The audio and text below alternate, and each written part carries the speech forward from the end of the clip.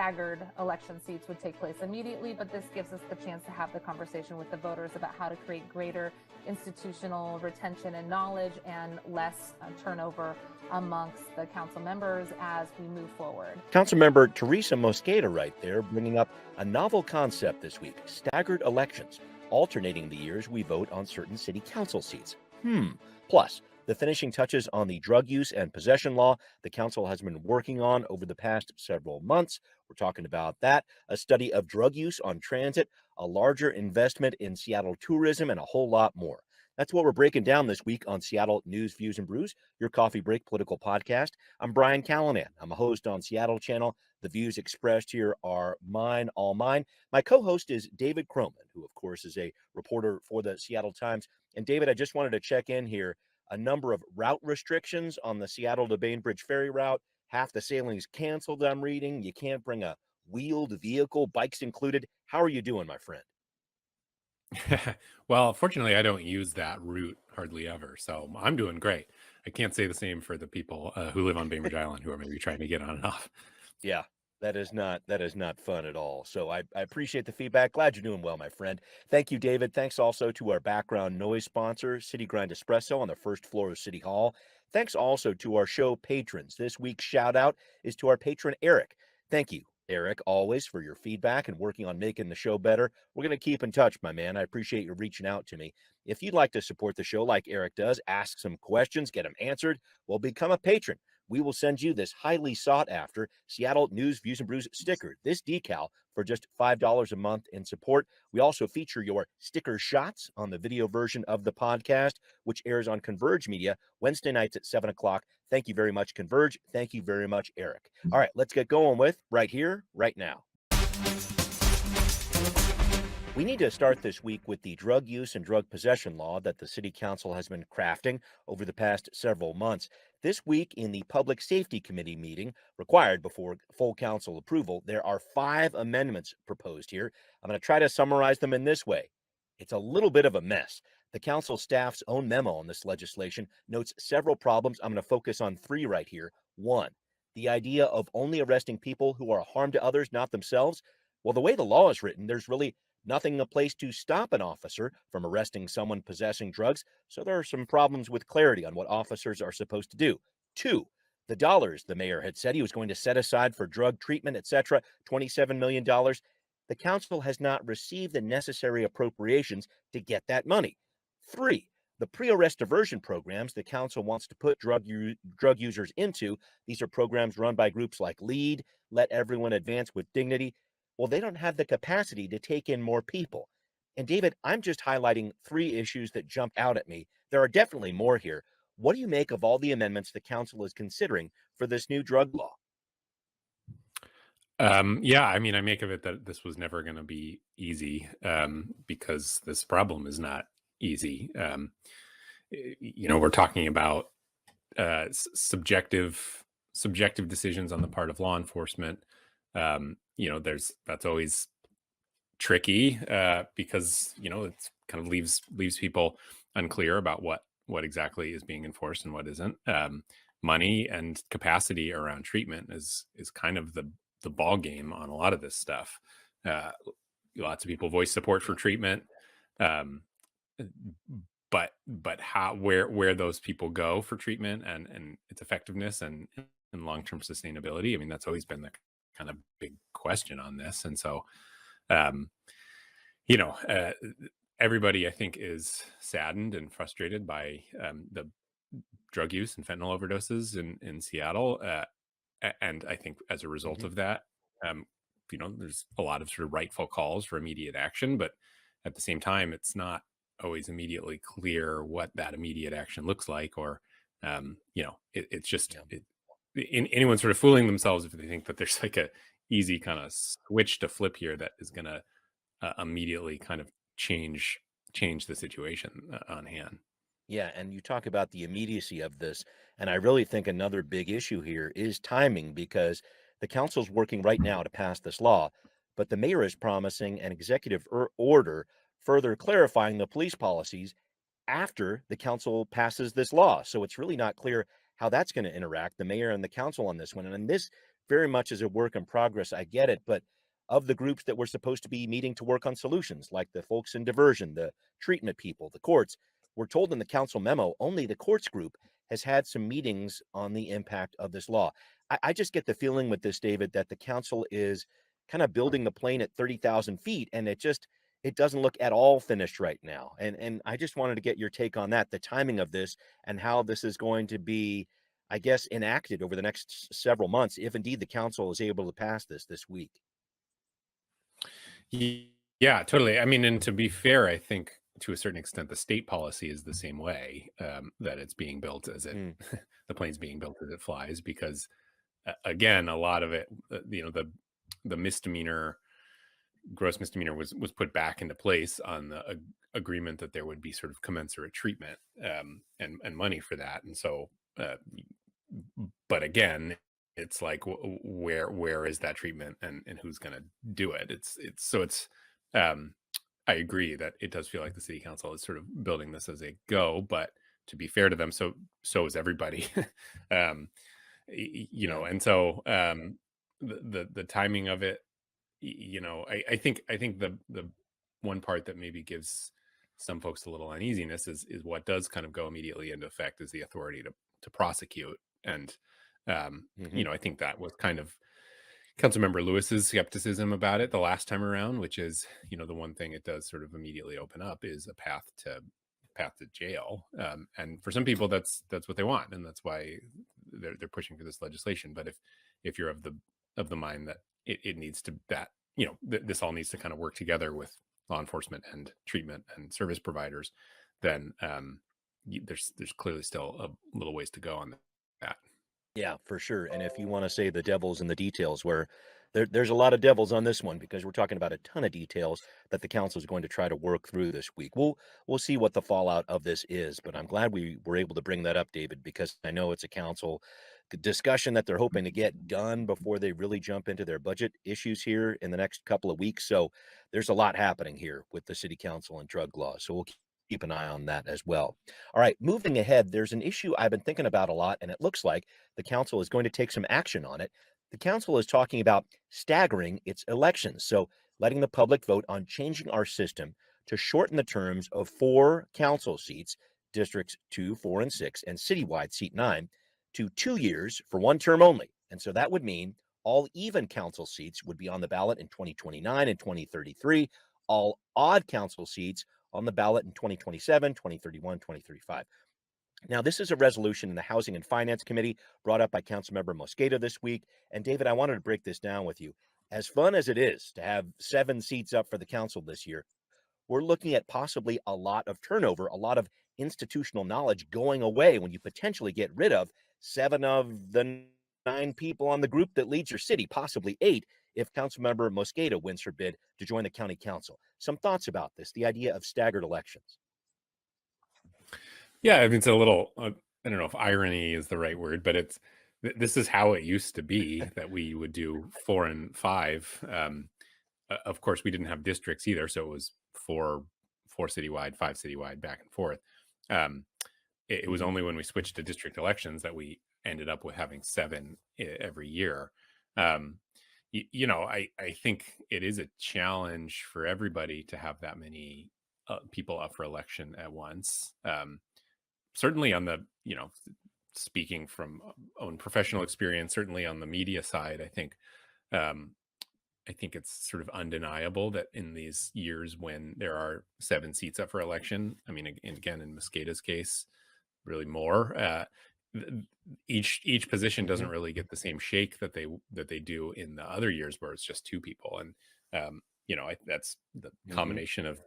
the combination of all those elections with a downsized media landscape. I do think that's a bit of disservice to the voters, that they just don't get the coverage that they probably deserve. That's not really the council's problem. I think from their perspective, Mhm. it's like you were saying, that it just is a pretty intense thing. There's inevitably, you talk to some council members and they say it's maybe a year, even maybe a little bit more, before they Mhm. kind of get their sea legs under them on the city council. And so if you have minimum 4 new council members up to uh 8, I guess, new council members.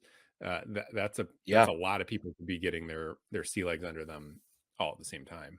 Yeah, and it's not like these people are not intelligent or whatever else. We're just talking about learning the ropes of how things get done at City Hall, making the different connections, Right. learning how legislation gets passed. This is all the pieces of this. And you make a really good point here, David. A majority of city council members are kind of gone regardless of what happens here. We're talking about council members Peterson, Juarez, Herbold, and Sawant not running again, combined with council member Mosqueda really looking like she's going to win that county seat. I would be surprised if she doesn't. So there's Yeah. 5 right there. And I think it's interesting, David, and looking further at this, we had a number of city council legislative aides in the past running as candidates. I'm talking about Dan Strauss, who's actually running again, Peterson and Herbold, just a few examples there. That's not really who's running this year. I wanted to ask this question. Are you surprised that City Hall hasn't produced more candidates coming up from the minor leagues, as it were? Why aren't those legislative aides running in these races? Yeah, that's a good question, actually. I hadn't actually considered that. I mean, part of it might be the same reason why you have people like Councilmember Peterson dipping out after one term. Hmm, Before him, you had Rob Johnson dipping out after just 3 years. It's kind of a hard job, and it's fairly thankless. yeah. The city council, right or wrong, is the kind of symbol of a lot of people's frustrations with the city. And so, if you're an aide, you see that fairly close up. So yeah, I don't know. That's a good question. I hadn't really considered that before. Yeah, I'm just interested to see where these different candidates come from. Maritza Rivera, obviously with the Office of Arts and Culture, is a candidate in District 4, but that's really the only city-produced candidate that's in the mix here. And I'm interested in what that means in terms of learning the ropes, as we say, and trying to figure out where legislation goes. But the staggered elections, Yeah. they're talking about it in committee this week. They're looking on having the full council hopefully pass this again before their budget deliberations really kick in at the end of this month. So there is a lot still ahead here. All right, well, up next, we've got a lot more to talk about here, folks. A new twist on our drug crisis, a study on drugs that are affecting transit, or maybe they're not affecting transit, and some reaction from transit drivers about these results, too. That's next on Now Hear This. Okay, so you may have heard about this study from last week. The UW took a look at drug use on public transit. The results of their study, the traces of drugs were found on buses and trains, but those traces were so small, there was no risk, a health risk, to bus operators or passengers. Here's what one of the researchers, Rob Hendrickson, had to say about this. I have no concerns about operators feeling the effects of fentanyl and methamphetamine based on the numbers from this study. The report said, okay, transit systems, maybe improve your filter systems, clean up the buses, the trains a little bit more, and there you have it. But soon after that, Ken Price, the president of Amalgamated Transit Union Local 587, repping transit workers throughout the Seattle area, reacted and he said, well, thanks for the study, but does this really measure long-term effects? He's concerned about that. And also, he was asking this very basic question of, hey, don't worry, the study says everything is okay. Price is saying it's not okay. And David, I thought this was interesting because I wanted to get your reaction to this story. What does this study say to you? And what do you think about the reaction of some of these transit drivers? Yeah, I think there's kind of a few layers to this. I think it's sort of saying a couple things, and um, I think maybe in some ways it's been received as saying one thing, which is, it's saying on the one hand, it is saying that drugs are incredibly prevalent on Metro, because I can't remember if Hmm. it was meth or fentanyl. I think it was meth. Was traces of meth were basically found on every single 100%. bus that they sampled.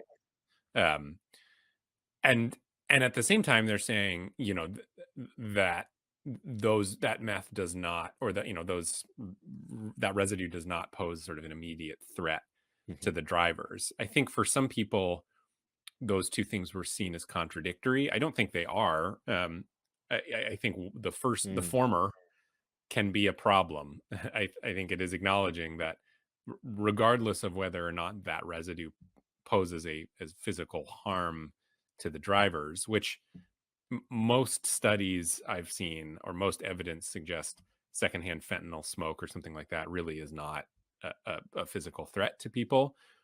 But Hmm. that doesn't mean that it's like a pleasant thing for the drivers to be Right. operating these buses while people are using meth or fentanyl on their bus. So, there are plenty of reasons why that is problematic for the drivers, aside from, any sort of threat of fentanyl smoke. I think a lot of people heard it, digested this report as being dismissive of the concerns. I don't think Mhm. that's true. I think it confirms a lot of the concerns in a lot of ways, which is what I Yeah. said. It's just that's I don't think anybody is arguing that that's a good environment for the operators when they're Okay. running these buses when there's a lot of drug use in the back.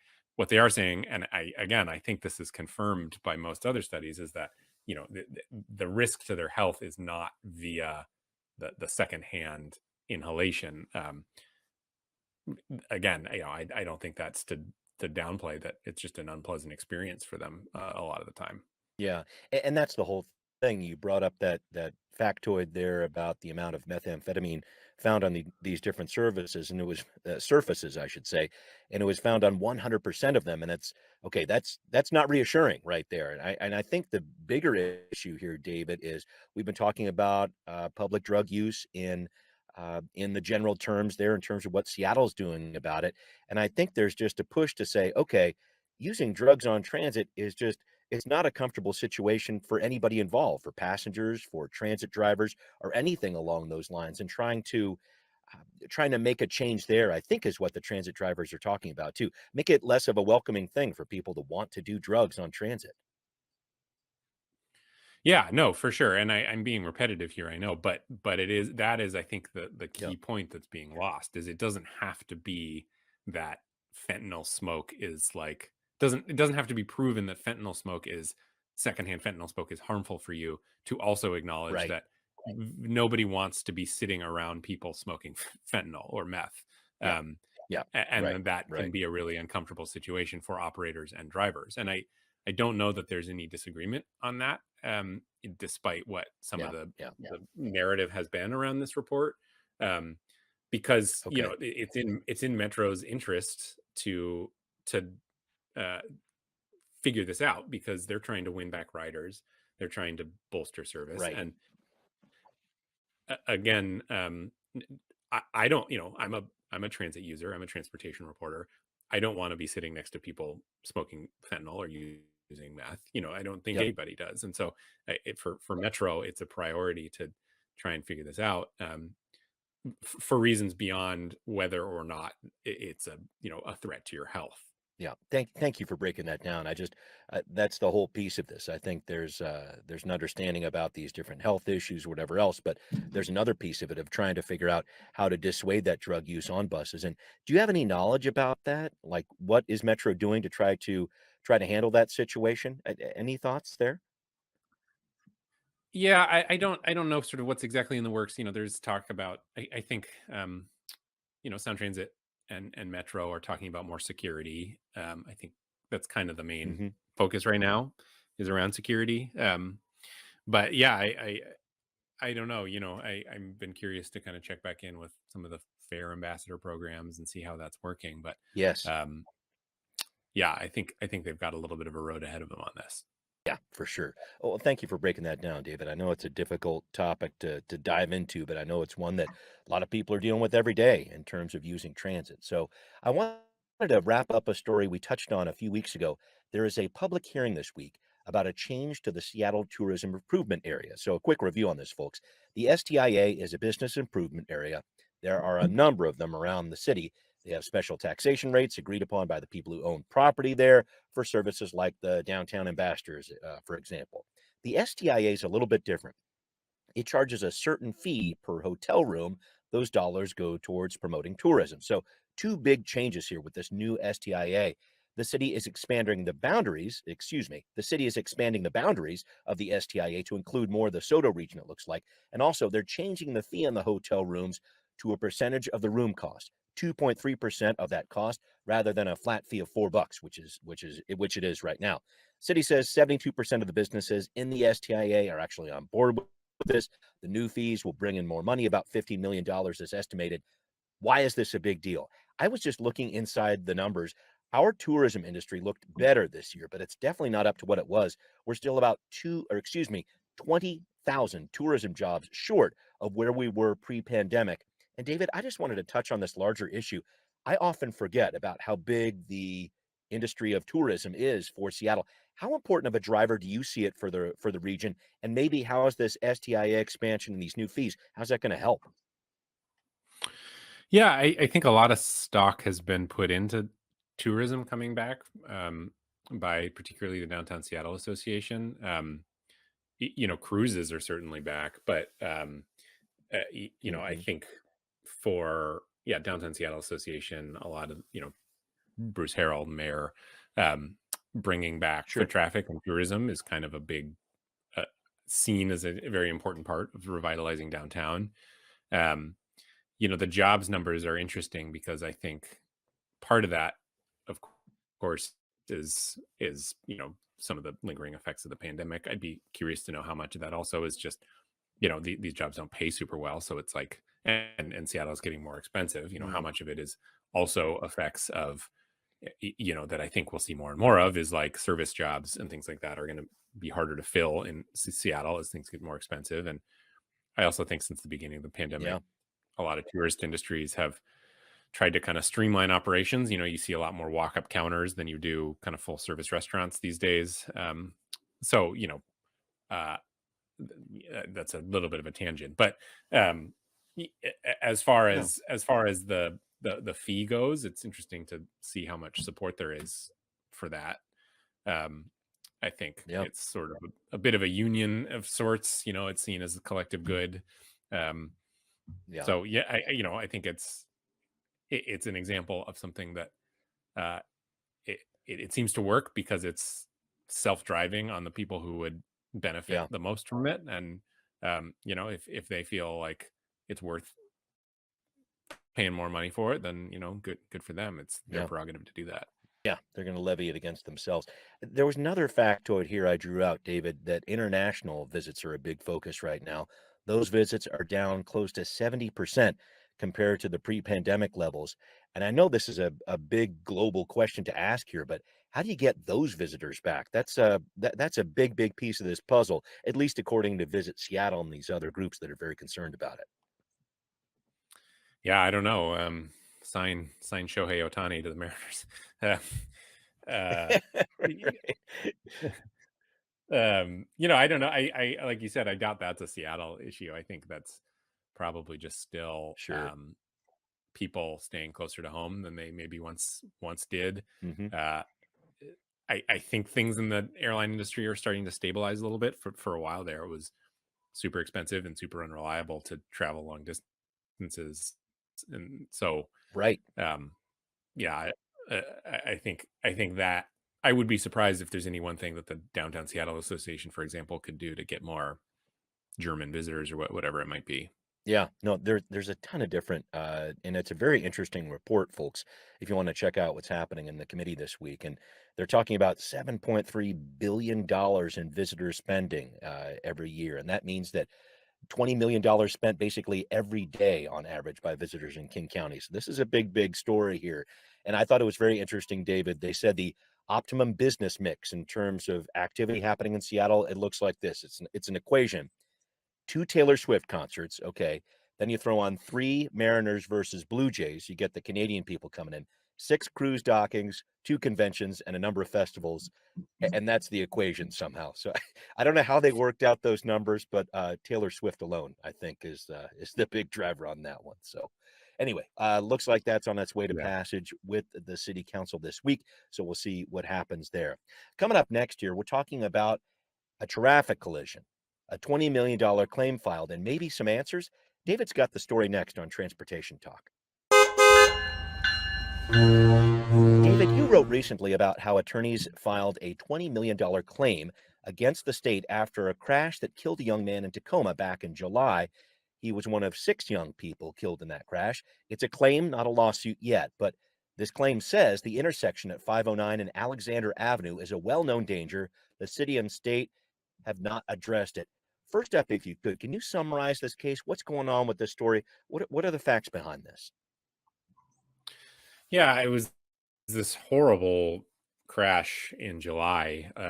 It was there was a Kia, and it was had 7 young people in it, all in town, apparently for some kind of conference from Arizona, and they were coming out into on the 509 at that intersection and got T-boned by a BMW, and the car caught fire, and 6 of them ended up dying. It was just really horrible. Um, Mm. what this claim what this claim does is sort of an interesting thing, though, in a broader sense, which is I think when we talk about traffic safety, there's always a bit of a balance between sort of individual responsibility versus kind of systemic infrastructure. Like, is it the fault of the driver? Is it the fault of, or is it the fault of the way that the roads were built? um I think more often than not it's some combination of the two, but um I think Mm. in this case, there were some reports that a red light was run or there was speeding involved, but what they're arguing is that despite that, had the road been designed differently, had there been more warning, whatever it might have been, even a mistake on the part of one of these drivers wouldn't have led to such a deadly crash. So Mm. I don't, I don't know how well, I don't know sort of what the history of claims like this is.